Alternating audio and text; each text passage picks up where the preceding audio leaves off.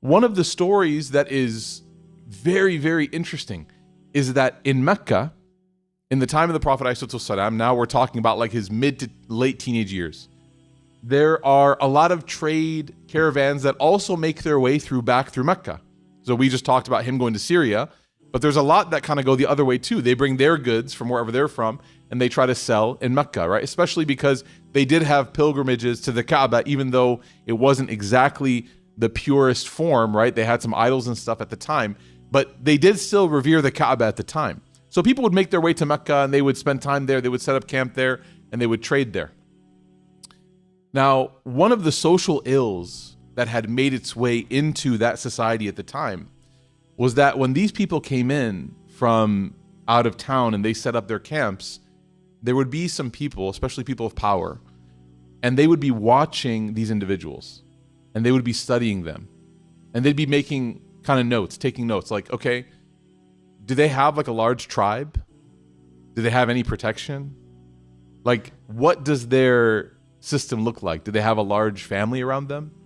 And if they saw, for example, a singular person, a sole individual just walk in with a bunch of goods for trade, and this person talked about how they were from a small clan, small tribe, no real protection, then what these people would do, these evil people, is they would start to exploit this person, right? They would either, find out what their price point was, and they would just absolutely go to war economically with this person.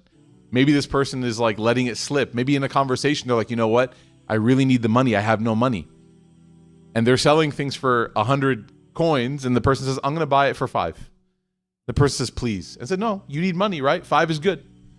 And they would and this is why Allah Ta'ala in the Quran talks about abuse in trade, right? Abuse in trade. I once was sitting with a person who bragged to me that they made a car salesman cry. They were like, yeah, if you ever need me to buy a car for you, let me know. I made a guy cry once because he needed the sale. And he just kept scratching and scraping the price down to the point where like he just saw like tears well up in the guy's eyes. That I can't go back to my manager with that. And this is a Muslim guy like beating his chest. Like, look at me. I'm like, I don't want any cursed car you're going to find for me, bro. That guy made dua against you. Like, he took whatever he made and gave sadaqah, and your car is going to explode, right? No offense. He's like, your car is cooked. I don't want you to buy a car for me. I don't need that kind of weirdness on my vehicle for my family, right? You should not take any pride in this type of like economic bullying. Now, of course, the marketplace is a place where you can barter, but there's always a realm of normative bartering. Be reasonable. Be reasonable. And just because you know someone needs it doesn't mean that you can manipulate and hurt them, right? In fact, we are taught as Muslims, like what are we taught? 1,000 years, over 1,000 years in the markets of Syria, of Palestine, of Algeria, of Afghanistan, of Pakistan. What are we taught? We're taught that the buyer and the seller fight to be more generous with each other. Like they fight for that because they don't want to incidentally or accidentally oppress the other party. So you'll see, right? And subhanAllah, like TikTok is filled with like Muslim bodega owners. I don't know if you've seen this. And like food restaurant reviewers. And they're like, can I have a drink? And they're like, on the house. Like, oh, really? Because that's not part of their culture. That's part of our religion. We're taught in the Quran that we do not exploit people in business. Allah, the whole Surah Al-Mutaffifin, go read it. The whole beginning is talking about exploiting people in business. Scraping, like making it so uncomfortable to close the deal. It's not how Muslims are. Like our generosity, the way that the ikram that we have for guests, for hosts, for friends, for family, for strangers, that becomes your primary source of da'wah. That becomes how you show people what this message is all about.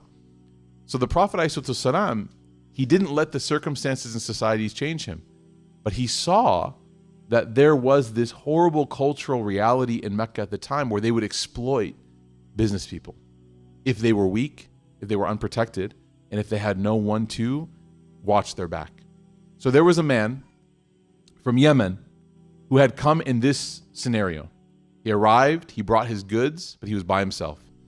And he goes and he sets up his goods, and these group of bullies, they basically picked him and they said, you know what, we know that this guy's alone, he's by himself. And they went and they made a deal with him. Okay, you know what, we'll take everything. Imagine how happy he was. We'll buy everything. Really? Yes. Okay, and we'll pay you tomorrow. And again, it's one of those things where they didn't have like instant payments. Okay, come tomorrow and pay us. And they show up and he's like, okay, I hope you like the goods or whatever. Where's the payment? And they're like, you're not getting paid, buddy. Like, you're not getting paid. You know, just like imagine like that scene in the movie where the bullies are just circling. You think you're getting paid? No. Your goods are ours now, and there's no money for you. Go home. They never messed with the Yemeni before.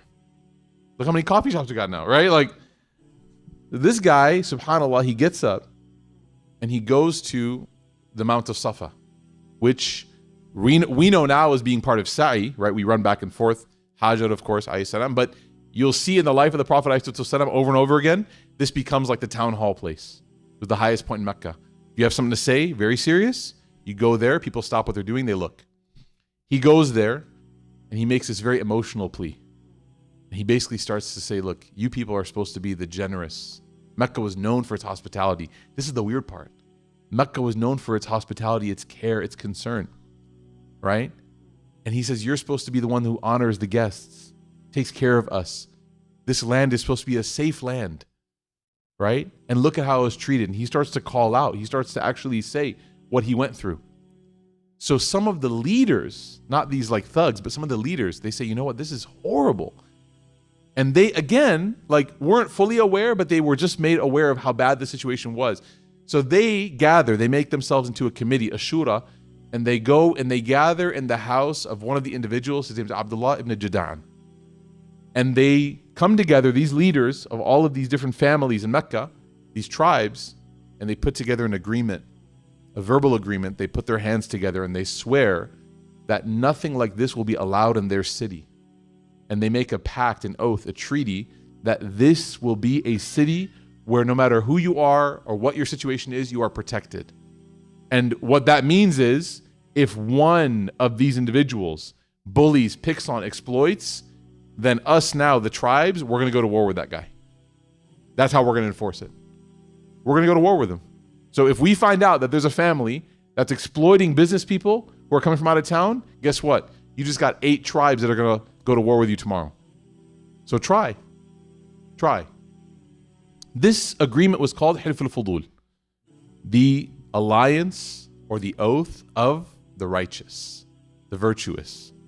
The Prophet ﷺ was in that room, and he and his uncle Abu Talib were from the representatives that agreed to that pact, that agreement.